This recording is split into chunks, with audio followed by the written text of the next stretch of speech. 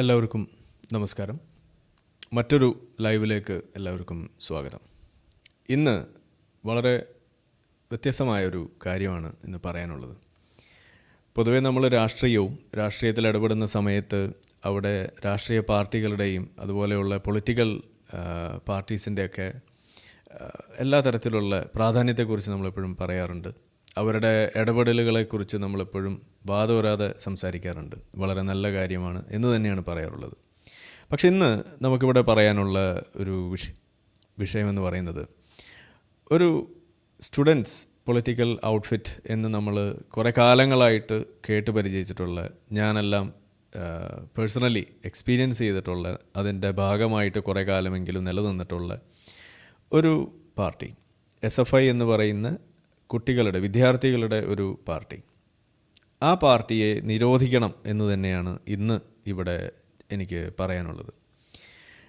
എന്തുകൊണ്ടാണ് അങ്ങനെ പറയാൻ തീരുമാനിച്ചത് എന്ന് ചോദിച്ചു കഴിഞ്ഞാൽ അത് ഇതിൻ്റെ ടൈറ്റിലിൽ പറഞ്ഞ ആ ഒരു വിഷയം തന്നെയാണ് അതിൻ്റെ ഒരു കാരണം നമ്മളുടെ മുന്നിലുള്ള രാഷ്ട്രീയം എന്ന് പറയുന്നൊരു വിഷയം, ആ വിഷയത്തിൽ ഇറക്കി വെച്ചിട്ടുള്ള അല്ലെങ്കിൽ അതിൽ ഇടപെട്ടുകൊണ്ടിരിക്കുന്ന ഒരു പ്രസ്ഥാനം അല്ലെങ്കിൽ ഒരു ഭീകര സംഘടനയാണ് ഈ SFI എന്ന് പറയുന്നത് തന്നെയാണ് ശരി. മറ്റ് പല സംഘടനകളുണ്ട് ഇവിടെ. KSU ഉണ്ട്, ABVP ഉണ്ട്, അങ്ങനെ പലതും ഇവിടെ ഉണ്ട്. ക്യാമ്പസ് ഫ്രണ്ട് എന്ന് പറഞ്ഞിട്ട്, MSF എന്ന് പറഞ്ഞിട്ട്, അങ്ങനെ പല ഔട്ട്ഫിറ്റ്സ് ഇവിടെ ഉണ്ട്. എങ്കിലും അവരെല്ലാവരെയും കൊണ്ടും ഒരു പ്രത്യേക തരത്തിലുള്ള ഒരു രാഷ്ട്രീയ രീതിയിലേക്ക് അവരെ നയിക്കുന്നതിനും അതല്ലെങ്കിൽ അവരെ കുഴപ്പത്തിൽ ചാടിക്കുന്നതിന് പോലും കാരണമാകുന്ന ഒരു ഔട്ട്ഫിറ്റും കൂടിയാണ്, ആദ്യം അതിന് വഴിവെക്കുന്ന ഒരു ഔട്ട്ഫിറ്റും കൂടിയാണ് ഈ SFI എന്ന് പറയുന്നത്. അതുകൊണ്ടാണ് ഈ ഗ്രൂപ്പിൽ നിന്നും SFIയെ മാത്രം തിരഞ്ഞെടുത്ത് ഇവിടെ അങ്ങനെ പറയാൻ തന്നെ തീരുമാനിച്ചത്. ഇതിനൊരു നല്ലൊരു അനാലജി നിങ്ങൾക്ക് കിട്ടണം എങ്കിൽ അതിൽ എനിക്ക് പറയാനുള്ളത്, നമ്മളെല്ലാവരും റോഡിലൂടെ വണ്ടിയൊക്കെ വളരെ നന്നായിട്ട് ഓടിക്കണമെന്ന് താല്പര്യമുള്ള, അതിനുവേണ്ടി ശ്രമിക്കുന്ന ആളുകളാണ് എന്ന് നമുക്കറിയാം. അങ്ങനെ നിങ്ങൾ രാവിലെ വണ്ടിയുമായിട്ട് വീട്ടിൽ നിന്ന് ഇറങ്ങുമ്പോൾ സമാധാനമായിട്ട് വലിയ ഒച്ചയും ബഹളമൊന്നുമില്ലാതെ ട്രാഫിക് നിയമങ്ങളൊക്കെ പാലിച്ച്, ട്രാഫിക് ആണെങ്കിലും അതിനകത്ത് ക്യൂവിലൊക്കെ കിടന്നുകൊണ്ട് ആർക്കും ഒരു ബുദ്ധിമുട്ടുണ്ടാക്കാതെ പോകണം എന്ന് ഉറപ്പിച്ച് നിങ്ങൾ വീട്ടിൽ നിന്ന് ഇറങ്ങി നിങ്ങൾ വണ്ടിയും എടുത്ത് റോട്ടിലേക്ക് ഇറങ്ങുമ്പോൾ നിങ്ങളുടെ പിന്നിൽ ഒരു ബസ്സുകാരൻ, ഒരു ലൈൻ ബസ്, ഒരു പ്രൈവറ്റ് ബസ്സുകാരൻ വന്നിട്ട് നിങ്ങളെ വല്ലാതെ അങ്ങ് ശല്യം ചെയ്യുന്നു, പിന്നിൽ വന്ന് ഹോൺ അടിക്കുന്നു, നിങ്ങളുടെ വണ്ടിയെ മുട്ടിയില്ല എന്നുള്ള രീതിയിൽ ഒക്കെ വന്ന് വണ്ടി ഓടിക്കുന്നു, വലിയ ഒച്ചയും ബഹളം ഉണ്ടാക്കുന്നു. അപകടം സംഭവിക്കുമോ എന്ന് നിങ്ങൾ പോലും ഭയക്കുന്നൊരു അവസ്ഥ ഉണ്ടാകുമ്പോൾ നിങ്ങളുടെ മനസ്സിലൂടെ എന്തായിരിക്കും പോവുക? സ്വാഭാവികമായിട്ടും നിങ്ങൾ രാവിലെ ചെയ്യണമെന്നും എങ്ങനെയായിരിക്കണമെന്നൊക്കെ വളരെ വലിയ തീരുമാനമെടുത്ത ആളായിട്ട് കൂടി അങ്ങനെ ഒരു ഘട്ടം വന്നു കഴിയുമ്പോൾ നിങ്ങളവിടെ വല്ലാതെ പതറിപ്പോകുന്നു, ഡിസ്റ്റർബ്ഡ് ആകുന്നു എന്നത് വേണം പറയാൻ, അജിറ്റേറ്റഡ് ആവുകയാണ്. അപ്പോൾ അവിടെ വളരെ ശാന്തമായിട്ട് മുന്നോട്ട് പോയിക്കൊണ്ടിരുന്ന ഒരു സ്ഥിതിവിശേഷത്തിൽ ഇതുപോലെ പിന്നിൽ നിന്നും മുന്നിൽ നിന്നും ഒക്കെ ആരെങ്കിലും ഒന്ന് ഇതുപോലെ നിങ്ങൾക്ക് ഒരു ബുദ്ധിമുട്ടുണ്ടാക്കുന്ന ഒരു അവസ്ഥയിലേക്ക് ഒരു അജിറ്റേഷൻ അവിടെ ക്രിയേറ്റ് ചെയ്ത് കഴിഞ്ഞാൽ, ആ ഒരു സമാധാനപൂർണ്ണമായ ആ നിലനിൽപ്പിൽ അവിടെ ഒരു കൂട്ടം ആളുകൾ വന്നിട്ട് ഇതുപോലെ ഒരു പ്രശ്നം സൃഷ്ടിക്കുന്നൊരു രീതി വന്നു കഴിഞ്ഞാൽ പിന്നെ നമ്മൾ അവിടെ ചെയ്യാൻ പോകുന്നത് നമ്മളും അവരെ പോലെ ഒരാളായി മാറുന്നു എന്നതാണ്. പിന്നെ നമ്മളെന്താ ചെയ്യാൻ പോകുന്നത്? നമ്മളും ഇതേപോലെ ഹോണൊക്കെ അടിച്ച് മുന്നിലുള്ള വണ്ടിയെ ഓവർടേക്ക് ചെയ്യാൻ പറ്റാത്ത സമയമാണ്, അല്ലെങ്കിൽ സൗകര്യമൊന്നും ഇല്ലെങ്കിൽ കൂടി നമ്മളതിനകത്തേക്ക് കുത്തിത്തിരുകി അയാളെ കയറ്റി വിടാതിരിക്കാനെന്ന ഉദ്ദേശത്തിലോ അതല്ലെങ്കിൽ അയാൾ ഹോൺ അടിച്ചതിൻ്റെ പേരിൽ പെട്ടെന്ന് മാറിക്കൊടുക്കാൻ എന്ന് വിചാരിച്ചിട്ടോ എന്തു തന്നെയായാലും, നിങ്ങളുടെ ചിലപ്പോൾ സതുദ്ദേശമായിരിക്കാം, എന്തു തന്നെയായാലും അതിൻ്റെയൊക്കെ പേരിൽ നിങ്ങളവിടെ ഇറങ്ങിത്തിരിക്കുന്നു, നിങ്ങളും വണ്ടിയെടുത്ത് മുന്നോട്ട് പോകുന്നു, നിങ്ങളും അപകടത്തിൽപ്പെടുന്നു. ഇതാണ് അവിടെ സംഭവിക്കുന്നത്. ഇനി നിങ്ങൾ സ്വയം ചോദിക്കുക, ഇങ്ങനെ ഒരു സ്ഥിതിവിശേഷം നമ്മളെ സമൂഹത്തിൽ നിരന്തരം ഉണ്ടായിക്കൊണ്ടിരിക്കുന്നു. ഇതിൽ ബസ്സുകാർ മാത്രമൊന്നുമല്ല, ചില ടിപ്പർ ലോറിക്കാർ ഇത് ചെയ്യുന്നു. മിക്കപ്പോഴും ചെയ്യുന്ന ഒരു കൂട്ടം ആളുകൾ ഇവിടുത്തെ ഓട്ടോറിക്ഷ ആളുകളാണ്. അപ്പോൾ നമ്മളുടെ സമൂഹത്തിൽ ഏറ്റവും ഭംഗിയായിട്ട് നിയമം പാലിച്ച് എല്ലാവർക്കും മാതൃകയാകേണ്ട ആളുകൾ ഇതുപോലെ റോഡിൽ എടുത്തു നോക്കിക്കഴിഞ്ഞാൽ അതിൽ ഏറ്റവും പ്രധാന പബ്ലിക് ട്രാൻസ്പോർട്ടേഷൻ കൈകാര്യം ചെയ്യുന്ന ആളുകളായിരിക്കണം എന്നിരിക്കെ ഇന്ന് നമ്മളെ റോഡുകളിൽ ഏറ്റവും വൃത്തികെട്ട ട്രാഫിക് സംസ്കാരം കൊണ്ട് നടക്കുന്നത് ഈ പ്രൈവറ്റ് പാർട്ടീസിനേക്കാൾ കൂടുതൽ ഈ പൊതുഗതാഗതം കൈകാര്യം ചെയ്യുന്ന ആളുകൾ, KSRTC പോലെ, പ്രൈവറ്റ് ബസ് പോലെ, ഓട്ടോറിക്ഷ പോലെ അതുപോലെയുള്ള ആളുകളായി മാറുന്നു എന്ന് വരുമ്പോൾ സമാനമായ രീതിയിൽ പൊതുജനമെന്ന രീതിയിൽ നമ്മൾ കൈകാര്യം ചെയ്യുന്ന നമ്മളെ രാഷ്ട്രീയ മേഖല, അതിനകത്ത് എല്ലാ ആളുകൾക്കും പങ്കുണ്ട്. അങ്ങനെയുള്ള ഒരു ഘട്ടത്തിൽ അവിടെ ഏറ്റവും മോശമായ രീതിയിലുള്ള ആ ഇടപെടലുകൾ, മനുഷ്യനും തമ്മിലുള്ള ഇടപെടലിനകത്ത് ഏറ്റവും വൃത്തികെട്ട രീതിയിലുള്ള ഇടപെടൽ കാഴ്ചവെക്കുന്നത് ആര് എന്ന് ചോദിച്ചു കഴിഞ്ഞാൽ അത് ഏറ്റവും ഭംഗിയിൽ ചെയ്യേണ്ടതായിട്ടുള്ള രാഷ്ട്രീയക്കാർ തന്നെയാണ്. അതിലേറ്റവും മോശമായ രീതിയിൽ അതിന് തുടക്കം വെച്ചുകൊണ്ട് ഭാവിയിലേക്കുള്ള തലമുറയെ കൂടി വഴി തെറ്റിക്കുന്ന രീതിയിൽ അത് കൈകാര്യം ചെയ്യുന്നത് ഇവിടുത്തെ രാഷ്ട്രീയം, കുട്ടി രാഷ്ട്രീയം എന്നും കൂടി പറയുമ്പോൾ ആ കുട്ടി രാഷ്ട്രീയത്തിൽ ഈ പ്രശ്നമുണ്ടാക്കുന്നത്, അതിന് തുടക്കം വെക്കുന്നത് ആര് എന്ന് ചോദിച്ചാൽ അത് ഒരുപാട് പാർട്ടികളുടെ എണ്ണമൊന്നും പറഞ്ഞ് നമ്മൾ കുഴങ്ങേണ്ട കാര്യമില്ല, അത് SFI തന്നെയാണ്. അതുകൊണ്ടാണ് SFIയെ ബാൻ ചെയ്യണമെന്ന് പറയേണ്ടി വരുന്നത്. കാരണം നമ്മളെ ലക്ഷ്യം രാഷ്ട്രീയത്തിൽ അതിനെ ഒന്ന് ശരിയാക്കിയെടുക്കുക എന്നൊരു ഉദ്ദേശം നമുക്കുണ്ടെങ്കിൽ, നമ്മളെല്ലാവരും പറയാറുണ്ട് ഇന്നത്തെ ആളുകൾ അരാഷ്ട്രീയവാദികളായിക്കൊണ്ടിരിക്കുന്നു, ആളുകൾക്ക് രാഷ്ട്രീയത്തിൽ താല്പര്യം നഷ്ടപ്പെട്ടുകൊണ്ടിരിക്കുന്നു, വിദ്യാർത്ഥികൾ ഇന്നത്തെ യങ് ജനറേഷൻ എന്ന് പറയുന്നത് ഇതിലൊന്നും താല്പര്യമില്ലാതെ നാട്ടിൽ നിന്ന് ഓടി രക്ഷപ്പെടാൻ വേണ്ടി നോക്കുന്ന ആളുകളായി മാറുന്നു. ഇതൊക്കെ നമ്മൾ പറയുന്നു. പക്ഷേ നമ്മൾ ആരെങ്കിലും എന്താണ് അതിൻ്റെ കാരണമെന്ന് അന്വേഷിച്ച് ഇറങ്ങിയിട്ടുണ്ടോ? അവർക്ക് ഇത് താല്പര്യമുള്ള ഒരു പൊളിറ്റിക്സ് എന്ന് പറയുന്നത് ഒരു കരിയറായിട്ട് പോലും ചെയ്യാൻ പറ്റുന്ന ഒരു നില ഇവിടെ ഉണ്ടായിരിക്കെ എന്തുകൊണ്ടാണ് അതിലേക്കൊന്നും അവരുടെ ശ്രദ്ധ കൊണ്ടുവരാൻ പറ്റാത്ത രീതിയിൽ അവരിതിൽ നിന്ന് ഒളിച്ചോടുന്നൊരു അവസ്ഥ ഇവിടെ ഉണ്ടായത്? അതിനാരാണ് ഉത്തരവാദി? അതെങ്ങനെ മാറ്റിയെടുക്കാം എന്നതിനെക്കുറിച്ച് നമ്മൾ എപ്പോഴെങ്കിലും ചിന്തിച്ചിട്ടുണ്ടോ? ചിന്തിച്ചിട്ടില്ല എന്നത് തന്നെയാണ് ഇത്ര നാളത്തെ ഒരു വായനയിൽ നിന്നും കാര്യങ്ങളെ കാണുന്നതിൽ നിന്നും നമുക്ക് ബോധ്യപ്പെടുത്തി തരുന്നത്. അതുകൊണ്ടാണ് ഇപ്പോൾ ഇന്നിങ്ങനെ പറയേണ്ടി വരുന്നത്. ഞാൻ ഇതിൽ കുറിപ്പിൽ എഴുതിയതുപോലെ, ഇതിൻ്റെ ഡിസ്ക്രിപ്ഷനിൽ എഴുതിയതുപോലെ, എൻ്റെയും ഈ കോളേജ് കാലഘട്ടം എന്ന് പറയുമ്പോൾ അതിലും ഒരു SFIയുടെ ഭാഗമായിക്കൊണ്ട് നിന്ന് തന്നെ കോളേജിൻ്റെ രാഷ്ട്രീയത്തിൽ ഭാഗമായി അവിടെ പ്രവർത്തിച്ചു. കോളേജ് യൂണിയൻ്റെ ക്ലാസ് ഉറപ്പ് മുതൽ താഴ്ന്ന ക്ലാസ്സിൽ നിന്ന് തുടങ്ങി അത് തേർഡ് ഇയർ ഫൈനൽ ഇയർ ഒക്കെ ആകുമ്പോഴേക്കും നമ്മൾ കോളേജ് യൂണിയൻ്റെ പ്രധാന ഭാരവാഹികളാകുന്നു, അതിൻ്റെ ജനറൽ സെക്രട്ടറി സ്ഥാനം വരെ എത്തുന്നു. അങ്ങനെ അവിടെ കോളേജ് യൂണിയൻ കൈകാര്യം ചെയ്തിരുന്ന ആളുകളാണ്. പക്ഷെ അവിടെ ഒരു പ്രത്യേകത ഞങ്ങൾ അവിടെ പഠിച്ചിരുന്ന സമയത്തുണ്ടായിരുന്നത് മറ്റൊരു രാഷ്ട്രീയ പാർട്ടിക്ക് അവിടെ ഒരു സ്ഥാനമുണ്ടായിരുന്നില്ല എന്നതാണ്. അപ്പോൾ അന്ന് ഞങ്ങളത് ആലോചിക്കുമ്പോൾ അതൊരു വലിയൊരു അഭിമാനപൂർവ്വം നമ്മൾ കണ്ടിരുന്ന കാര്യമാണ്. ഇവിടെ ഒരു പ്രതിപക്ഷമില്ല എന്നുള്ള രീതി, ഇവിടെ എല്ലാവരും SFI ആണ് എന്ന ഒരു അഹന്ത നമ്മളന്ന് കൊണ്ട് നടന്നിരുന്നു. പക്ഷെ ഇന്ന് ആലോചിക്കുമ്പോൾ സത്യത്തിൽ എന്തുകൊണ്ടാണ് അന്ന് അങ്ങനെ ഒരു പ്രതിപക്ഷം ഇല്ലാതെ പോയത് എന്ന് ആലോചിക്കുമ്പോഴാണ് അതിൻ്റെ ആ ഒരു ഗൗരവം നമുക്കിന്ന് മനസ്സിലാവുന്നത്. കാരണം അങ്ങനെ ഒരു പ്രതിപക്ഷത്തിന് അവിടെ വന്ന് നിന്ന് മുന്നോട്ട് പോകാനുള്ള ഒരു അവസ്ഥ അത് നമ്മൾ വെച്ചു കൊടുത്തിരുന്നില്ല എന്നതാണ്. അങ്ങനെ പ്രതിപക്ഷമായിക്കൊണ്ട് വന്നിരുന്ന ആളുകളെ പല രീതിയിൽ അവിടെ ഒതുക്കുന്നതിന് വേണ്ടിയിട്ടുള്ള പ്രവൃത്തികൾ അവിടെ ചെയ്തതിൻ്റെ ഭാഗമായിട്ട് ഞങ്ങളൊക്കെ വരുന്നതിന് മുന്നേ തന്നെ ആ കോളേജിൽ നിന്നും അതായത് ഇതുപോലെയുള്ള എസ്റ്റാബ്ലിഷ്ഡ് ആയിട്ടുള്ള പൊളിറ്റിക്കൽ പാർട്ടീസിൻ്റെ ഭാഗമല്ലാതെ ഒരു തേർഡ് ഫ്രണ്ട് എന്നുള്ള രീതിയിൽ കോൺഗ്രസ്സോ കമ്മ്യൂണിസമോ ഒന്നുമല്ലാതെ മറ്റൊരു സ്വതന്ത്ര പാർട്ടി എന്നുള്ള രീതിയിലൊരു പാർട്ടിയായിരുന്നു അവിടെ ഉണ്ടായിരുന്നത്. അവരെ പരമാവധി പറ്റാവുന്ന തരത്തിലെല്ലാം ദ്രോഹിച്ചുകൊണ്ട് തന്നെയായിരുന്നു SFI അവിടെ അത്ര നാൾ നിന്നിരുന്നത്.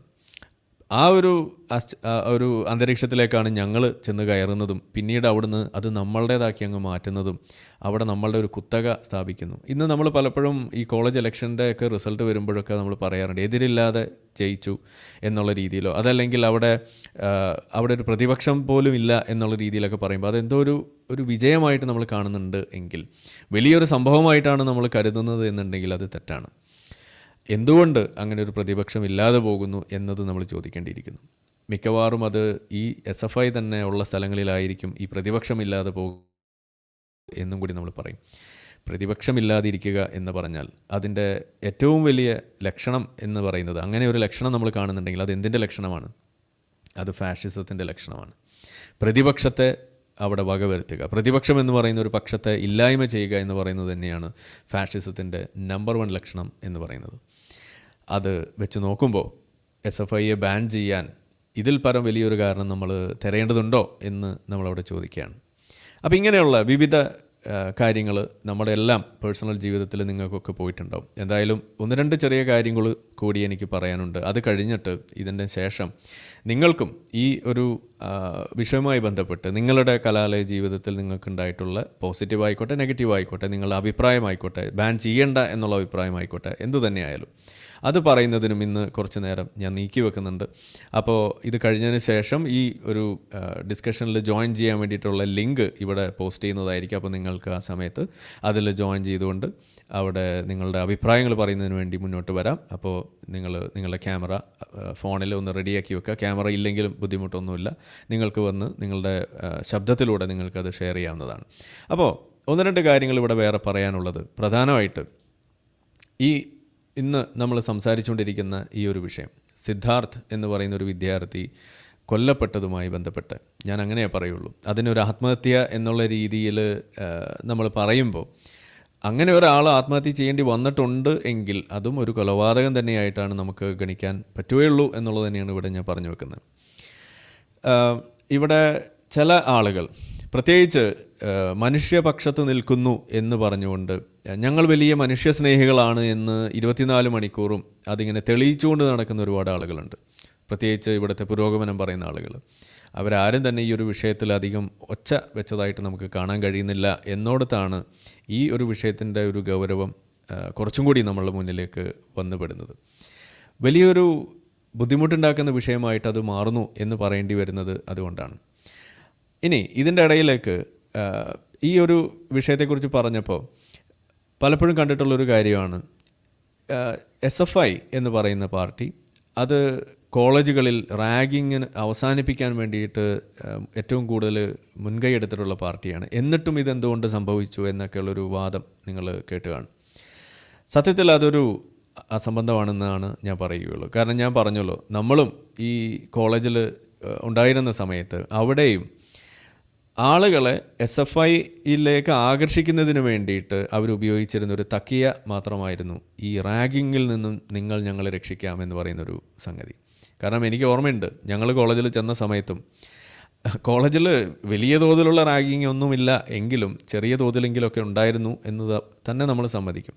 ആ സമയത്ത് ഞങ്ങൾക്ക് രക്ഷകരായിട്ട് ഞങ്ങളുടെ മുന്നിൽ വന്നു നിന്നത് ഞങ്ങളുടെ കോളേജിലെ സീനിയേഴ്സായിട്ടുള്ള SFIയുടെ പ്രവർത്തകരായിട്ടുള്ള ആളുകളായിരുന്നു. അവർ നമ്മളോട് പറഞ്ഞത് അവരെന്തെങ്കിലും ചെയ്യുകയാണെങ്കിൽ ഞങ്ങളോട് പറയണം, ഞങ്ങൾ ശരിയാക്കാം എന്നുള്ള ഒരു ധൈര്യം നമുക്ക് തരുമ്പോൾ സത്യത്തിൽ +2 ഒക്കെ കഴിഞ്ഞ് നരന്ത് പയ്യന്മാരായിട്ട് കോളേജിലേക്ക് വന്ന് കയറുന്ന ഞങ്ങൾക്ക് അവിടുത്തെ സീനിയേഴ്സ് 4-5 വർഷം പഴക്കമുള്ള സീനിയേഴ്സ് അവർ നമുക്ക് വന്നു തരുന്ന ആ ഒരു കോൺഫിഡൻസ് എന്ന് പറയുന്നത് ഞങ്ങൾ നോക്കിക്കോളാം എന്ന് പറയുമ്പോൾ ഞങ്ങൾക്കുമുണ്ട് ഇവിടെ സ്വന്തമായിട്ട് ഗുണ്ടകൾ എന്നുള്ളൊരു പ്രതീതിയായിരുന്നു അന്ന് ഞങ്ങൾക്ക് കിട്ടിയിരുന്നത്. അതുകൊണ്ട് തന്നെ ആദ്യം നമ്മൾ അവരുമായിട്ട് അടുക്കുന്നത് നമ്മളുടെ ഒരു ലോക്കൽ പാട്രൺ എന്നുള്ള രീതിയിൽ, ഒരു ലോക്കൽ ഗാർഡിയൻ എന്നുള്ള രീതിയിൽ നമ്മൾ അവരെ കണ്ടു തുടങ്ങിയവിടത്തു നിന്നാണ് ഇവരുടെ ഈ രാഷ്ട്രീയത്തിലേക്ക് നമ്മൾ ആകൃഷ്ടത നമുക്ക് ലഭിക്കുന്നത് പോലും.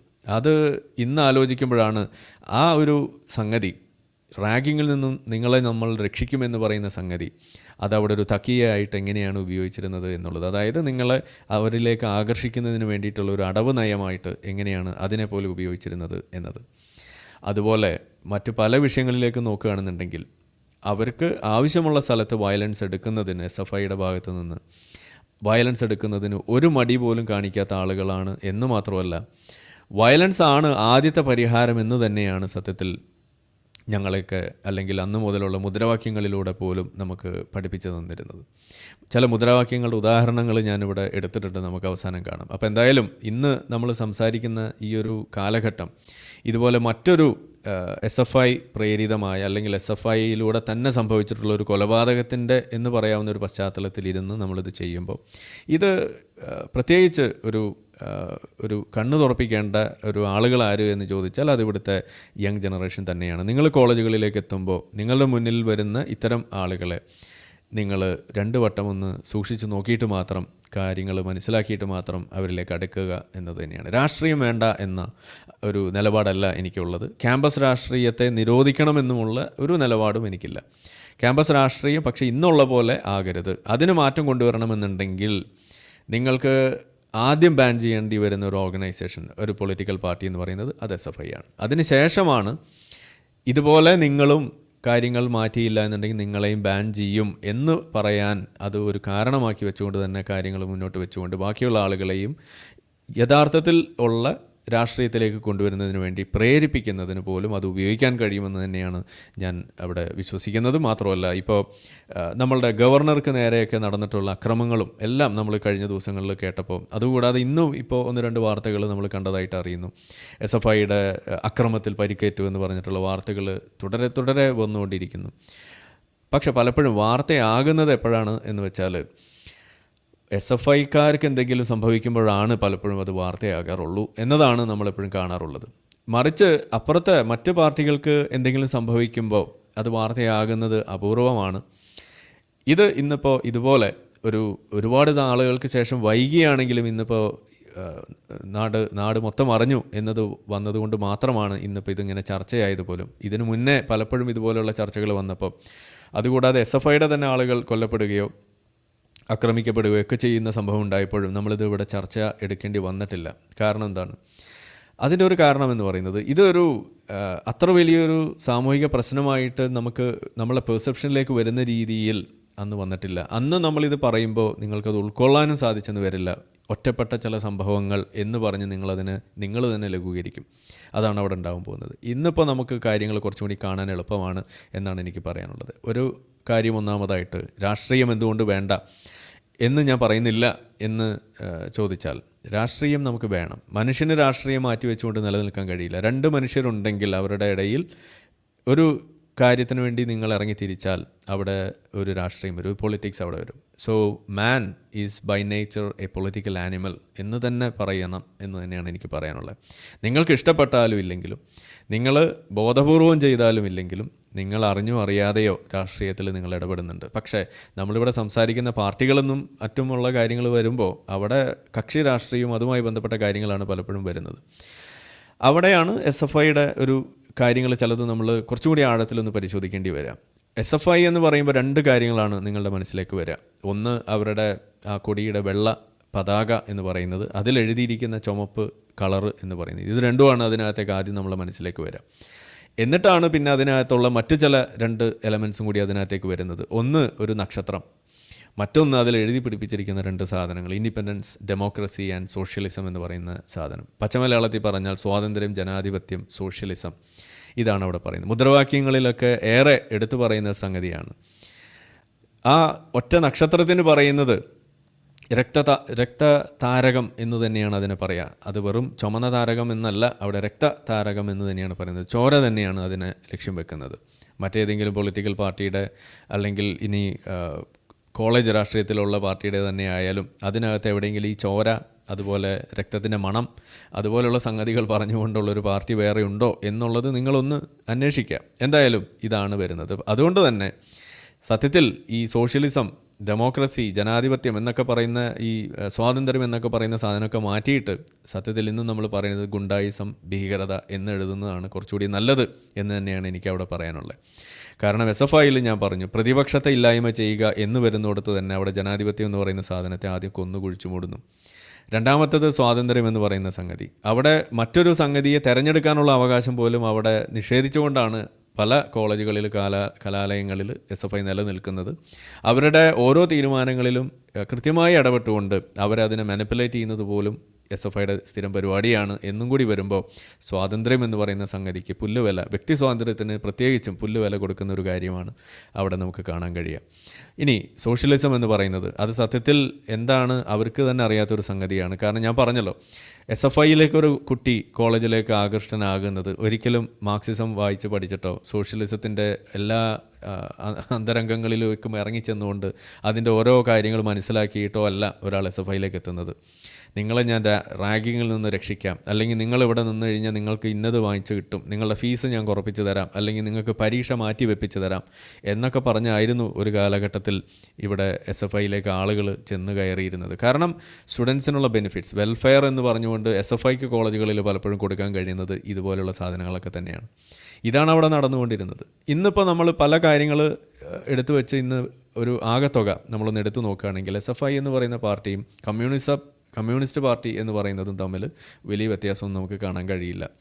രണ്ടിലും കറങ്ങിത്തിരിഞ്ഞ് നടക്കുന്നത് ഒരേ വാക്കുകളും ഒരേ കളറ് വരെയാണ് എന്ന് വരുമ്പോൾ അതിൽ ഏറ്റവും കൂടുതൽ അവരെ നയിക്കുന്നത് പോലും ഈ രക്തം എന്ന് പറയുന്ന ഒരു വാക്കുമാണ് എന്ന് വരുമ്പോൾ അവിടെ ചില വലിയ പാരലൽസ് നമുക്കവിടെ കാണാൻ കഴിയുന്നു.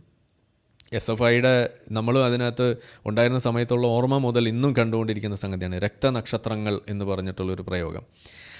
എന്താണ് ഈ രക്തനക്ഷത്രങ്ങൾ എന്നുകൊണ്ട് ഉദ്ദേശിക്കുന്നത്? ഈ ബലിയാടുകൾ എന്ന് നമ്മൾ പറയാവുന്ന സാധനം, അല്ലെങ്കിൽ രക്തസാക്ഷികൾ എന്ന് പറയുന്ന ചില കാഴ്ചപ്പാടുകൾ ഏറ്റവും കൂടുതൽ പൊക്കി വെക്കുന്ന ഒരു പാർട്ടിയാണ് ഈ SFI എന്ന് പറയുന്നത്.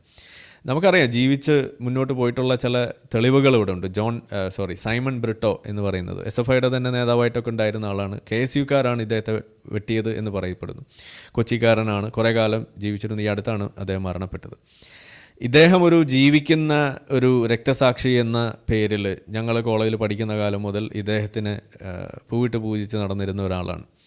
ഇദ്ദേഹത്തിനെ എപ്പോഴും സ്മരിച്ചും ഇദ്ദേഹത്തിൻ്റെ ഓർമ്മകൾ വാഴ്ത്തിപ്പാടിയും ഇദ്ദേഹം ഏറ്റുവാങ്ങിയ പീഡനങ്ങളെക്കുറിച്ച് എപ്പോഴും എടുത്തെടുത്ത് പറഞ്ഞൊക്കെ ആയിരുന്നു ഞങ്ങളെയൊക്കെ ഈ SFIയിൽ പിടിച്ചു നിർത്തിയിരുന്നത്. അപ്പോൾ SFIയിൽ നമ്മൾ പ്രവർത്തിക്കുമ്പോൾ നമ്മൾ കണ്ടിട്ടുള്ളൊരു കാഴ്ച, കോളേജിലുള്ള കുട്ടികൾ മാത്രമല്ല അതിനകത്ത് വരുന്നത്, തൊട്ടടുത്തുള്ള കോളേജിലെ വിദ്യാർത്ഥികൾ, അവിടുത്തെ SFIക്കാരും ഇതിൻ്റെ ഒരു വലിയ ഭാഗമാണ്. 1.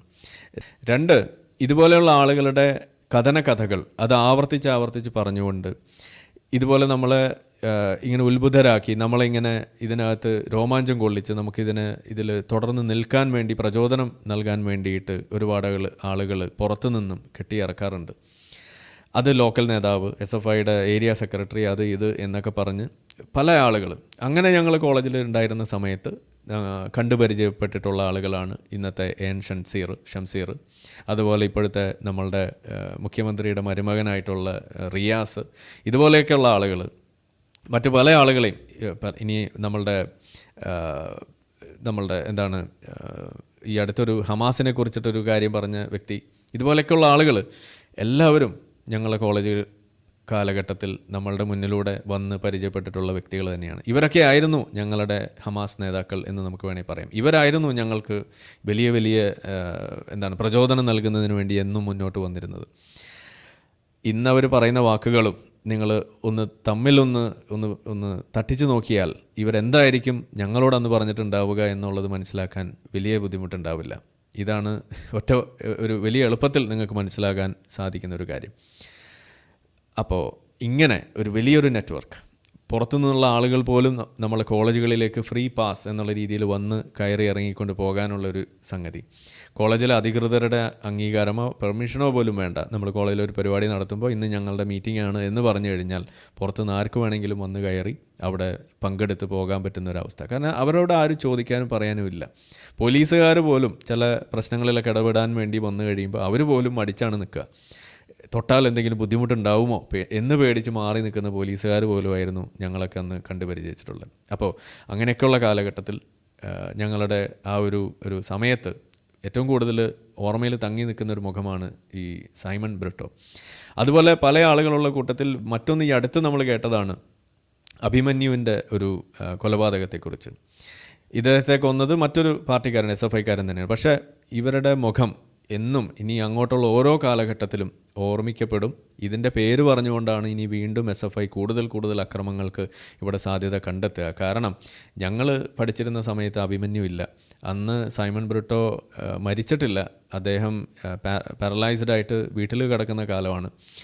പക്ഷേ നമുക്ക് പരിചയമുള്ള വേറെ കുറേ ആളുകളുണ്ട്. സഖാവ് രാജൻ, മുഹമ്മദ് മുസ്തഫ എന്നൊക്കെ പറഞ്ഞിട്ടുള്ള കുറേ ആളുകളുടെ പേര് ആരാണെന്ന് പോലും നമുക്കറിയില്ല. ചിലപ്പോൾ ഒക്കെ സമരമാണ് എന്നൊക്കെ പറഞ്ഞ് നമ്മൾ കോളേജിലേക്ക് വരുമ്പോഴാണ് നമ്മളറിയുക. അപ്പോൾ ചിലപ്പോൾ സാറുമാരൊക്കെ ചോദിക്കും എന്താ ഇന്ന് പ്രശ്നം എന്ന് ചോദിക്കുമ്പോൾ ഒരാളവിടെ പ്രശ്നം ഉണ്ടായിട്ട് ഇന്ന് അയാളുടെ രക്തസാക്ഷി ദിനമാണ്, ആരുടെ എന്ന് ചോദിക്കുമ്പോൾ പേര് പോലും നമുക്കറിയാത്ത അവസ്ഥ. ചേട്ടന്മാർ പറഞ്ഞാണ്, സഖാക്കൾ അവിടുന്ന് വന്നിട്ടുണ്ട്, അവർ പറഞ്ഞിട്ടുണ്ട് എന്ന് പറഞ്ഞിട്ട് നമ്മൾ ഓടുന്ന കാഴ്ചയാണ്. പക്ഷെ നമ്മളെ സംബന്ധിച്ചിടത്തോളം അതിൽ പങ്കെടുക്കുക എന്ന് പറയുന്നത് അത് നമ്മളുടെ രാഷ്ട്രീയത്തിൻ്റെ ഏറ്റവും വലിയ സംഭവമാണ് എന്ന് ചിന്തിച്ച് നടക്കുന്നതുകൊണ്ട്, അതാണ് രാഷ്ട്രീയമെന്ന് മനസ്സിലാക്കി നടക്കുന്നുണ്ട്. ഈ രക്തസാക്ഷിത്വം എന്ന് പറയുന്ന സംഗതി ആഘോഷിച്ച് അതിനു വേണ്ടിയിട്ട് തിരിച്ച ആളുകളായിരുന്നു അന്ന്. നമ്മൾ പറഞ്ഞിട്ടുള്ള ചില രക്തസാക്ഷി എന്ന് പറയുന്ന സാധനത്തിന് വേണ്ടിയിട്ട് തിരിക്കുമ്പോൾ മുദ്രാവാക്യങ്ങൾ ഇവിടെ ഒന്ന് ഓർത്തെടുക്കുകയാണ്. അപ്പോൾ ഇന്ന് ഇൻ്റർനെറ്റിൽ നിന്ന് തപ്പിയെടുത്ത് ഞാനിവിടെ ഒന്ന് കൊണ്ടുവന്ന് നിങ്ങൾക്ക് വേണ്ടി ഒന്ന് വായിക്കാം. ഇൻക്വിലാബ് സിന്ദാബാദ്, SFI സിന്ദാബാദ്, സ്വാതന്ത്ര്യം, ജനാധിപത്യം, സോഷ്യലിസം സിന്ദാബാദ്, ശുഭ്രപതാക സിന്ദാബാദ്, രക്തസാക്ഷികൾ സിന്ദാബാദ്, രക്തസാക്ഷികൾ അമരന്മാർ, അമരന്മാരവർ ധീരന്മാർ, ധീരന്മാരുടെ ചേതനയാണ്, വീരന്മാരുടെ ചേതനയാണ് ഞങ്ങളുടെ നെഞ്ചിൻ ചങ്കൂറ്റം. അപ്പോൾ അവിടെ ഈ ഒരു 2 വാചകം വായിക്കുമ്പോൾ തന്നെ അവിടെ രക്തസാക്ഷികൾ എന്നുള്ള സാധനമാണ് അവിടെ വരുന്നത്. ഇനി അടുത്തത്, വെടിയുണ്ട വിരിമാറിൽ പൊന്നാക്കി മാറ്റിയ ഇക്കൊടിച്ചോട്ടിൽ മരിച്ചു വീഴും വരെ ഇൻകുലാബ് ഇൻകുലാബ് ഏറ്റുപാടും ഞങ്ങൾ. ഈ കോളേജ് രാഷ്ട്രീയത്തിൽ എന്തിനാണ് ഇത്? സ്വാതന്ത്ര്യ സമരത്തിനൊന്നും അല്ലല്ലോ നമ്മൾ പോകുന്നത്. കാലം സാക്ഷി, ചരിത്രം സാക്ഷി, രണഭൂമികളിലെ രക്തം സാക്ഷി, രക്തസാക്ഷി, കുടീരം സാക്ഷി. സഖാവ് രാജൻ രക്തസാക്ഷി ദിനം എന്നൊക്കെ പറഞ്ഞിട്ട് പണ്ട് ഇവിടെ ആയുർവേദ കോളേജിലൊക്കെ പോയി അവിടെ ചെന്ന് ഇതേപോലെ പുഷ്പാർച്ചന നടത്തി അതിൽ പങ്കെടുത്ത് ഏതൊക്കെയോ നേതാക്കൾ വരും, അവർക്ക് മുന്നിൽ നിന്ന് സല്യൂട്ട് അടിക്കും. ഇതൊക്കെ ചെയ്താണ് നമ്മൾ ഈ പണി കുറേ ചെയ്തിരുന്നത്. അടിയുടെ ഇടിയുടെ വെടിയുടെ മുന്നിൽ തളരുകയില്ല, പതറുകയില്ല, ഞങ്ങളോട് കളിക്കേണ്ട. ഇടിവണ്ടികളും ഗുണ്ടാപ്പടയും ഒന്നും ഞങ്ങൾക്ക് പുത്തരിയല്ല, ഞങ്ങളോട് കളിക്കേണ്ട. ഞങ്ങളോട് കളിച്ചെന്നാൽ കയ്യും കാലും കെട്ടിപ്പൂട്ടി 5-8 വളമാക്കും. ഇതാണ് പറഞ്ഞു വെക്കുന്നത്. ഇത് കേൾക്കുമ്പോൾ നിങ്ങൾക്ക് ആർക്കെങ്കിലും നമ്മളുടെ കുന്തിരിക്കം, കുരുമുളക്, ഇഞ്ചാതി സാധനങ്ങളൊക്കെ കരുതി വെച്ചോ എന്ന് പറയുന്ന ഒരു മുദ്രാവാക്യവുമായിട്ട് എന്തെങ്കിലും ഒരു സാദൃശ്യം നിങ്ങൾക്ക് തോന്നുന്നുണ്ടെങ്കിൽ അത് തികച്ചും യാദൃശ്ചിക മാത്രമാണെന്ന് എനിക്ക് പറയാനുള്ളൂ. വായിൽ വന്നു കഴിയുമ്പോൾ, ഇത്തരം മുദ്രാവാക്യങ്ങൾ വന്നു കഴിയുമ്പോൾ ഇത് വലിയ ആവേശമാണ് അന്ന് തന്നിരുന്നത്. ഇത് ഈ ഒരു സ്ഥലമൊക്കെ എത്തുമ്പോൾ, മുദ്രാവാക്യം വിളിയിൽ ഈ ഒരു ഘട്ടമൊക്കെ എത്തുമ്പോൾ പെട്ടെന്ന് ഒച്ചയൊക്കെ കൂടി ഭയങ്കര ആവേശത്തിൽ ആൾക്കൂട്ടത്തിൽ നിന്ന് വിളിക്കുമ്പോൾ ഉണ്ടാകുന്ന ആ ഒരു വൈബ്രേഷൻ എന്ന് പറയുന്നത്, ഒരു ട്രാൻസ് മൊമെൻ്റ് എന്ന് പറയുന്നത് അത് വേറെ തന്നെയാണ്.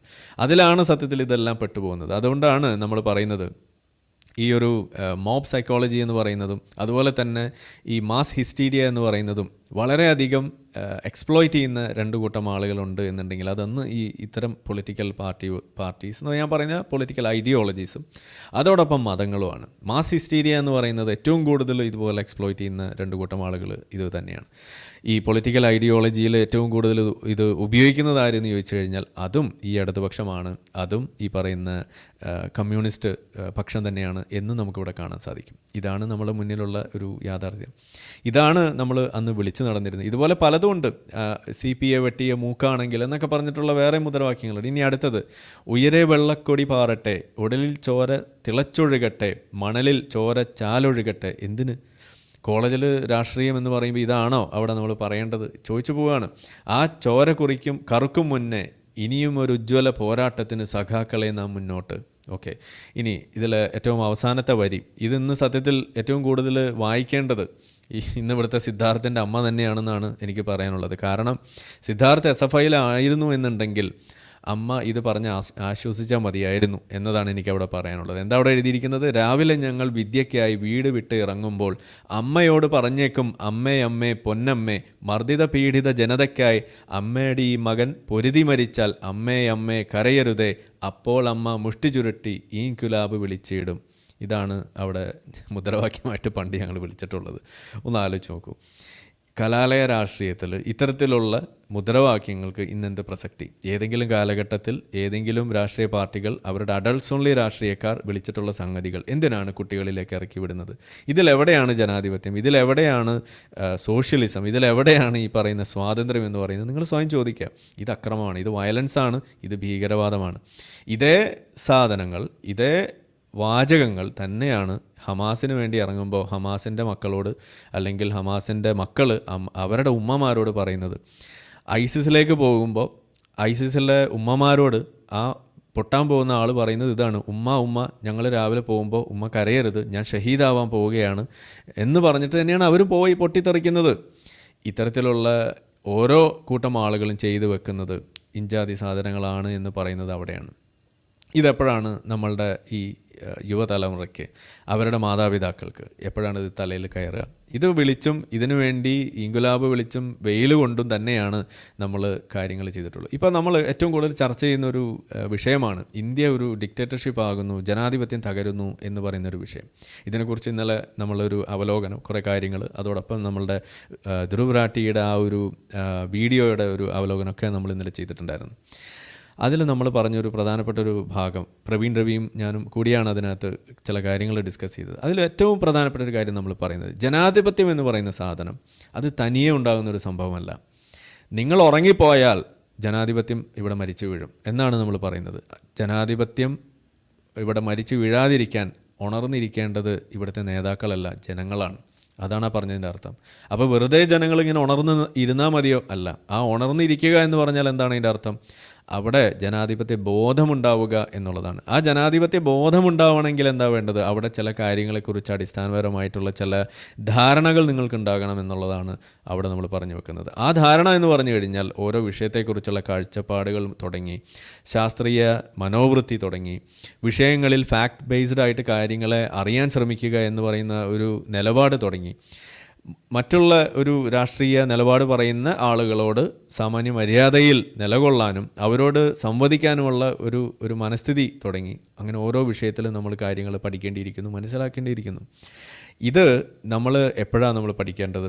നമ്മളെല്ലാത്തിലും നമ്മൾ പറയുന്നു ക്യാച്ച് ദം യങ് എന്ന് നമ്മൾ പറയുന്നു. വണ്ടി ഓടിക്കുന്നതിനെ കുറിച്ച് പറയുമ്പോഴായാലും, സിവിക് സെൻസിനെ കുറിച്ച് പറയുമ്പോഴായാലും, ഏത് വിഷയത്തെക്കുറിച്ച് പറയുമ്പോഴായാലും നിങ്ങൾ പറയുന്നത് ക്യാച്ച് ദം യങ് എന്ന് നിങ്ങൾ പറയുന്നു. പക്ഷേ രാഷ്ട്രീയത്തിൻ്റെ കാര്യം വരുമ്പോൾ മാത്രം നിങ്ങളത് പറയുന്നില്ല എന്ന് മാത്രമല്ല, എന്നാൽ നിങ്ങൾ പ്രോത്സാഹിപ്പിക്കുന്നത് ഇതുപോലെയുള്ള വയലൻസ്, ഭീകരവാദം തന്നെയാണ് എന്നും വരുമ്പോൾ അത് തെറ്റാണെന്ന് സമ്മതിക്കാൻ നിങ്ങൾക്ക് എന്തിനാണ് ഒരു ബുദ്ധിമുട്ട്?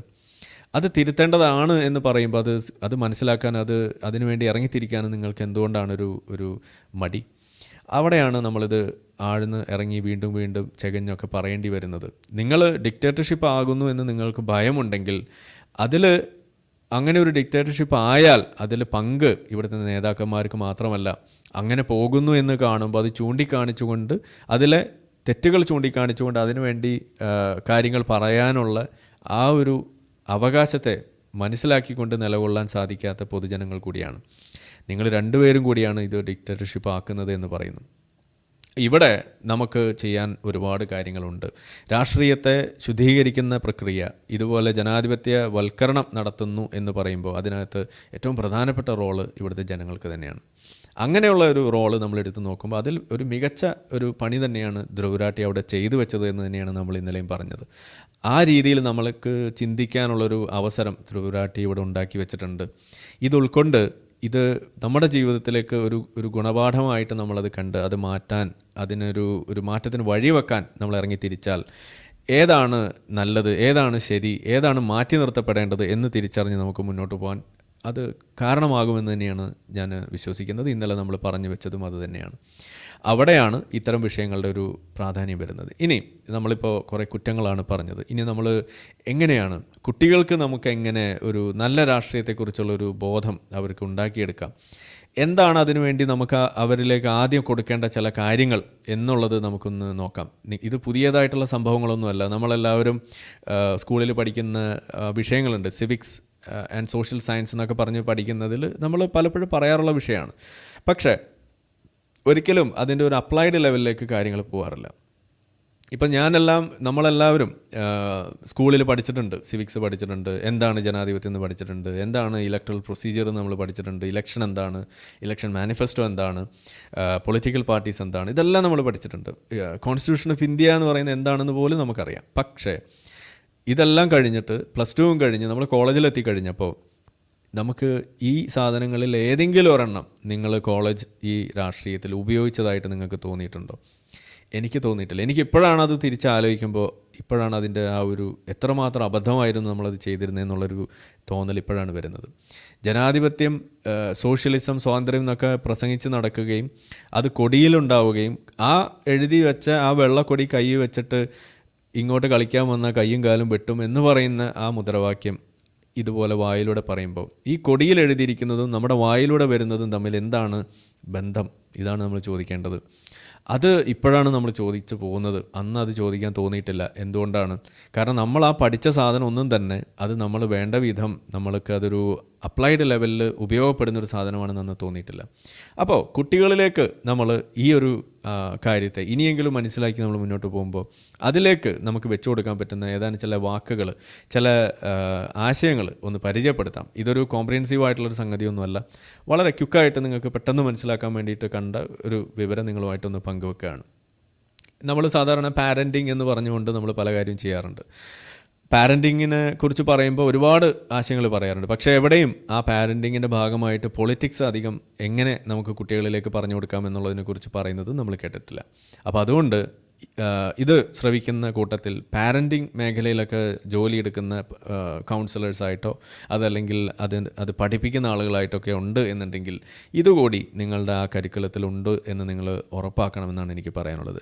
എങ്ങനെ ഈ പൊളിറ്റിക്സിലേക്ക് കുട്ടികളെ എക്സ്പോസ് ചെയ്യാം? ആ എക്സ്പോസ് ചെയ്യുന്ന സമയത്ത് കുട്ടികൾ എന്താണ് അതിനകത്ത് കാണാൻ ശ്രമിക്കേണ്ടത്, ഏത് രീതിയിലാണ് അവർക്ക് ഒരു നല്ല പൊളിറ്റീഷ്യനായിട്ട് മാറാൻ സാധിക്കുക എന്നുള്ളതും കൂടി നമുക്കവിടെ കാണിച്ചു കൊടുക്കാൻ പറ്റണം എന്നുള്ളതിന്. ഒരു നല്ല പൗരനാക്കിയാൽ മാത്രം പോരാ, പൊളിറ്റിക്സിലേക്ക് ഇറങ്ങുന്ന സമയത്ത് അവിടെ ഏറ്റവും പ്രധാനപ്പെട്ട സംഗതി എന്ന് പറയുന്നത് മറ്റൊരാൾ, അതായത് ഞാൻ മാത്രമല്ല എൻ്റെ മുന്നിലുള്ള ഒരാൾ കൂടി വന്നു കഴിയുമ്പോൾ അവിടെ പൊളിറ്റിക്സ് എന്ന് പറയുന്നൊരു വിഷയം അവിടെ വരുമ്പോൾ ആ സമയങ്ങളിൽ നമ്മൾ എങ്ങനെ കാര്യങ്ങൾ ഡീൽ ചെയ്യണം, അതിലെന്താണ് നമ്മളുടെ നിലപാടുകളായിരിക്കേണ്ടത് എന്നതാണ് അവിടെ കൃത്യമായിട്ട് പഠിപ്പിക്കേണ്ട ഒരു വിഷയമായിട്ട് മാറുന്നത്. അപ്പോൾ ഇവിടെ ഒന്നാമത്തെ കാര്യം എന്ന് പറയുന്നത് ഒപ്പീനിയൻ എന്ന് പറയുന്നൊരു വിഷയമാണ്, അഭിപ്രായങ്ങൾ എന്ന് പറയുന്നൊരു വിഷയം. അപ്പോൾ ഇത് കുട്ടികളെ സംബന്ധിച്ചിടത്തോളം നമുക്ക് വീടുകളിൽ നിന്ന് തന്നെ പറഞ്ഞു കൊടുക്കാൻ പറ്റുന്ന കാര്യമാണ്. അതായത് ചെറിയ വിഷയങ്ങൾ, ഈ കറിയെക്കുറിച്ച് എന്താണ് മോനെ നിൻ്റെ അഭിപ്രായം, ഈ ഒരു പത്തിരിയെക്കുറിച്ച് മോളെ നിൻ്റെ അഭിപ്രായം എന്താണ് എന്ന് ചോദിക്കുന്നത് തുടങ്ങി, ചെറിയ ചെറിയ ചോദ്യങ്ങൾ തുടങ്ങി അഭിപ്രായങ്ങൾ പറയാനുള്ളൊരു ട്രെയിനിങ് കൊടുത്തുകൊണ്ട് പതിയെ പതിയെ വലിയ വലിയ വിഷയങ്ങളിലേക്ക് അവരെ കൊണ്ടെത്തിക്കുന്നു. ഇതാണ് അവിടെ നടക്കുന്നത്. അപ്പോൾ ഒരു വ്യക്തിക്ക് രാഷ്ട്രീയത്തിലേക്ക് അവൻ്റെ ഒരു ചുവടുവെപ്പ് നിങ്ങൾ കാണുന്നു എന്ന് വന്നാൽ അതിൽ ഏറ്റവും പ്രധാനപ്പെട്ട ഒരു സംഗതിയാണ് ആ വിഷയത്തെ സംബന്ധിച്ച് അവനൊരു അഭിപ്രായം ഉണ്ടാവുക എന്നുള്ളത്, അതിനവരെ പ്രേരിപ്പിക്കുക എന്നുള്ളത്. അത് തെറ്റാവാം ശരിയാവാം, അത് പിന്നത്തെ കാര്യമാണ്. പക്ഷേ സ്റ്റാർട്ടിങ് ഒരു എന്താണ് ആ നൾ ഹൈപ്പോത്തസിസ് എന്ന് പറയുന്നത് പോലെ അവിടുത്തെ സ്റ്റാർട്ടിംഗ് പോയിൻ്റ് എന്ന് പറയുന്നത്, സ്റ്റെപ്പിംഗ് ബോർഡ് എന്ന് പറയുന്നത് ഒപ്പീനിയനാണ്. ആ ഒപ്പീനിയനിൽ നിന്നാണ് കാര്യങ്ങൾ മുന്നോട്ട് പോകുന്നത്. നിങ്ങൾക്ക് എന്താണ് ആവശ്യം, നിങ്ങൾ എന്താണ് കാണുന്നത്, നിങ്ങൾക്ക് എന്താണ് നിങ്ങളുടെ ലക്ഷ്യമായിട്ടും നിങ്ങൾ മുന്നോട്ട് വെക്കാനുള്ളത് എന്നത് തുടങ്ങി തന്നെയാണ് രാഷ്ട്രീയം അവിടെ ഉടലെടുക്കുന്നത്.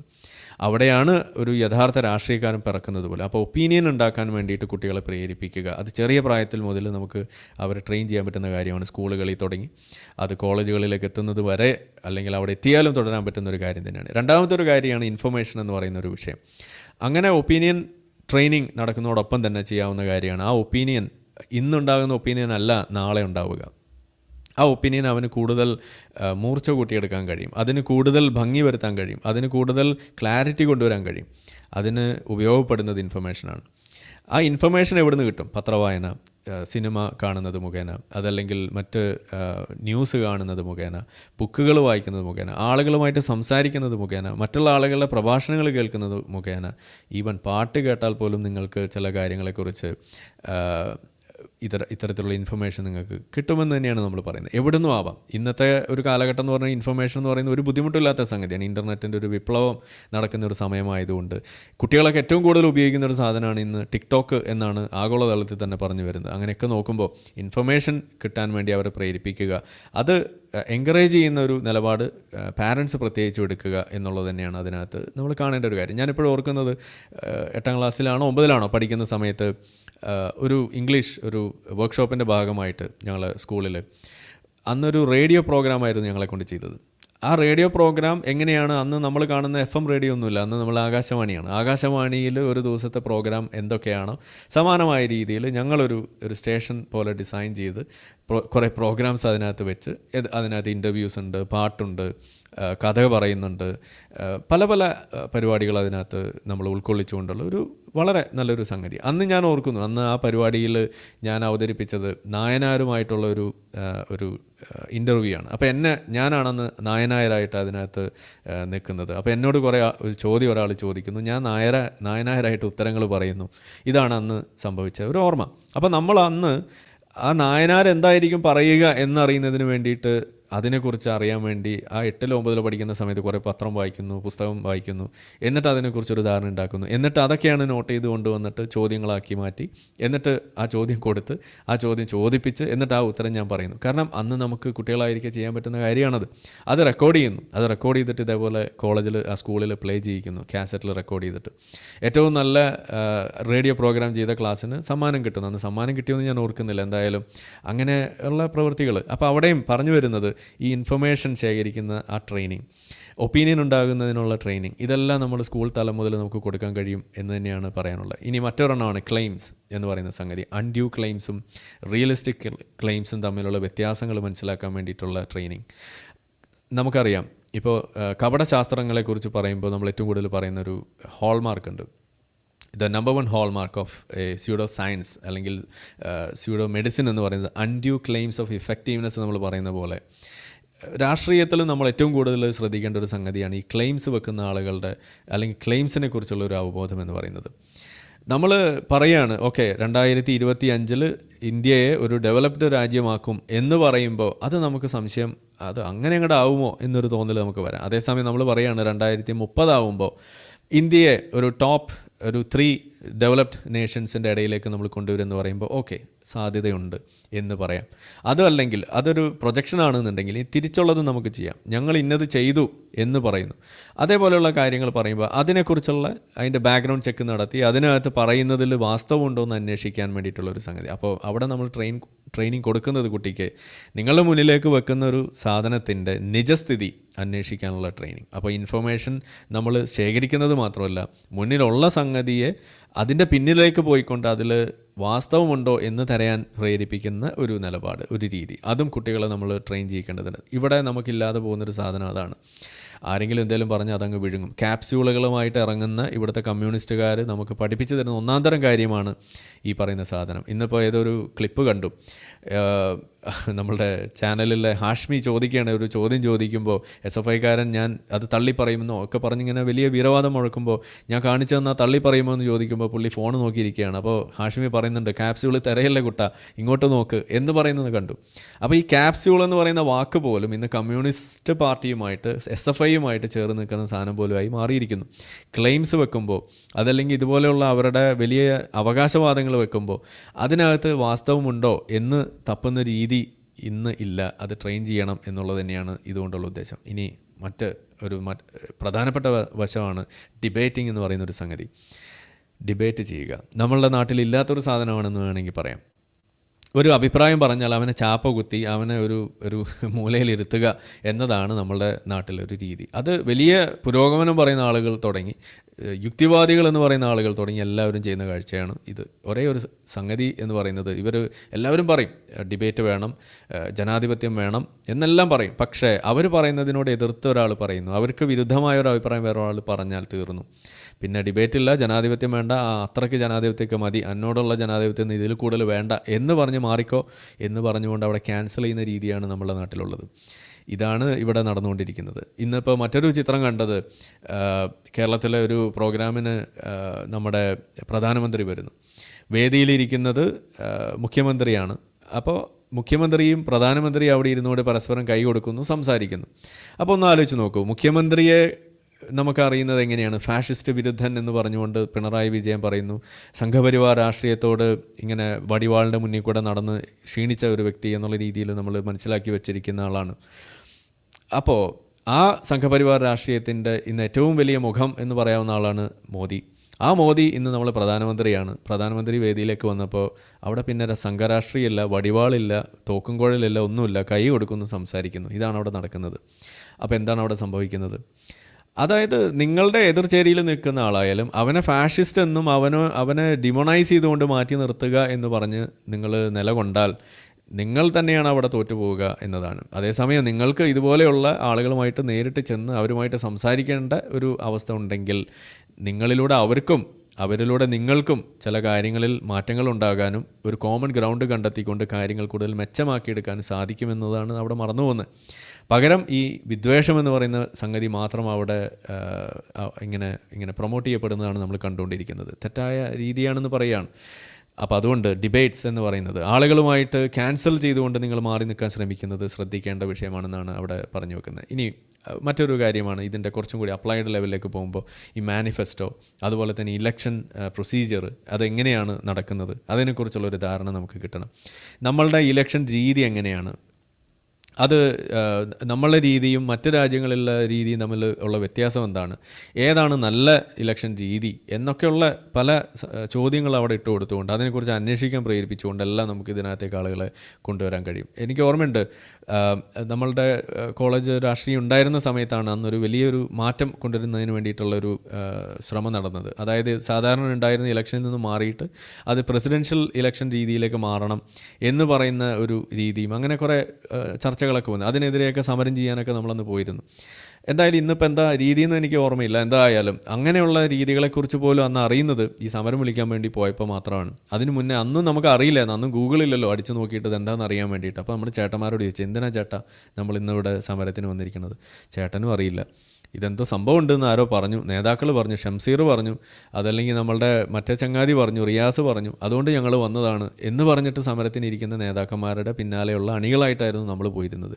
ഇന്നും SFIക്കാരെ വിളിച്ചിട്ട് നിങ്ങൾ ഈ കാര്യങ്ങൾ ചോദിച്ചാൽ അവർക്ക് പറയാനുള്ളതും ഇതേ ഉത്തരം തന്നെയായിരിക്കും എന്നാണ് അവിടെ പറഞ്ഞു വെക്കുന്നത്. അവർക്ക് മാനിഫെസ്റ്റോ എന്താണെന്നോ. ഈ മാനിഫെസ്റ്റോയെക്കുറിച്ച് പറയുമ്പോഴാണ് ഈ അജണ്ട എന്ന് പറയുന്ന ഒരു സംഗതിയെക്കുറിച്ച് നമ്മൾ പറയേണ്ടതായിട്ട് വരിക. ഇവിടെ പറയുന്നു അത് നിങ്ങളുടെ രാഷ്ട്രീയ അജണ്ടയാണ്, അത് തെറ്റായ സംഗതിയാണ് എന്ന് പറയും. രാഷ്ട്രീയ അജണ്ട ഉണ്ടാകുക എന്ന് പറയുന്നതല്ല തെറ്റ് എന്ന് പറയുന്നത്. രാഷ്ട്രീയ അജണ്ടയിൽ പറഞ്ഞ കാര്യം ശരിയോ തെറ്റോ എന്നാണ് നമ്മൾ നോക്കേണ്ടത്. ഏതുപോലെ ഇവിടെ പറയുന്നു യൂണിഫോം സിവിൽ കോഡ് നടപ്പാക്കും എന്ന് BJP പറയുന്നത് അത് അവരുടെ രാഷ്ട്രീയ അജണ്ടയാണ്.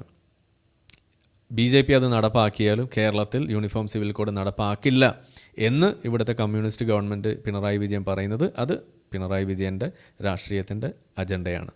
അപ്പോൾ പിണറായി വിജയന് ഇവിടെ ഒരു രാഷ്ട്രീയ അജണ്ടയുണ്ട്, അവിടെ BJPക്കും ഒരു രാഷ്ട്രീയ അജണ്ടയുണ്ട്. ഇനി നമ്മൾ നോക്കേണ്ടത് എന്താണ്? ഇതിലേതാണ് ശരി, ഇതിലേത് അജണ്ടയാണ് ആളുകൾക്ക് ഗുണം എന്നുള്ളതാണ് നമ്മൾ നോക്കേണ്ടത്. അവിടെ തീർച്ചയായിട്ടും ഗുണം എന്ന് പറയുന്നത് അത് BJP വെക്കുന്ന അജണ്ട തന്നെയാണ്. യൂണിഫോം സിവിൽ കോഡ് ഇവിടെ നടത്തിയിരിക്കണം, ഒരു സംശയമില്ലാത്ത കാര്യമാണ്. അത് നടപ്പിലാക്കില്ല എന്ന് പറയുന്നത് എന്തുകൊണ്ട് തെറ്റാവുന്നു? അത് മതപ്രീണനമാണ് അതിൻ്റെ പിന്നിലുള്ളത്. കാരണം എന്താണ്? കുറച്ച് ഈ BJP വരുന്നതിന് മുന്നേ വരെ ഇവർ പറഞ്ഞുകൊണ്ടിരുന്നത് എന്താണ്? ഇവിടെ യൂണിഫോം സിവിൽ കോഡ് നടപ്പിലാക്കണമെന്ന് പറഞ്ഞിരുന്ന ആളുകൾ പെട്ടെന്നൊരു ദിവസം സുപ്രഭാതത്തിൽ പറയുകയാണ് വേണ്ട, നടപ്പിലാക്കേണ്ട. എന്താ കാരണം? ശരീഅത്താണ് ശരി എന്ന് ഇവിടെ സമസ്ത പറഞ്ഞു, അതുകൊണ്ട് നമുക്കിനി അത് വേണ്ട. പിന്നെ അതിൻ്റെ അപ്പുറത്തേക്ക് ഇത് BJP കൊണ്ടുവരുമ്പോൾ എന്തോ വലിയ പ്രശ്നമാണ്. BJP ഉത്തരാഖണ്ഡിൽ കൊണ്ടുവന്നു, എന്താ പ്രശ്നം? നിങ്ങൾക്ക് ഒരു പ്രശ്നം പോലും ചൂണ്ടിക്കാണിക്കാൻ നിങ്ങൾക്ക് കഴിഞ്ഞിട്ടില്ല. ചൂണ്ടിക്കാണിച്ച പ്രശ്നം എന്ന് പറഞ്ഞു കഴിഞ്ഞാൽ അത് അത്ര വലിയ യമണ്ട പ്രശ്നമല്ല, അതിവിടെ പരിഹരിക്കാൻ പറ്റുന്ന വിഷയമാണ്.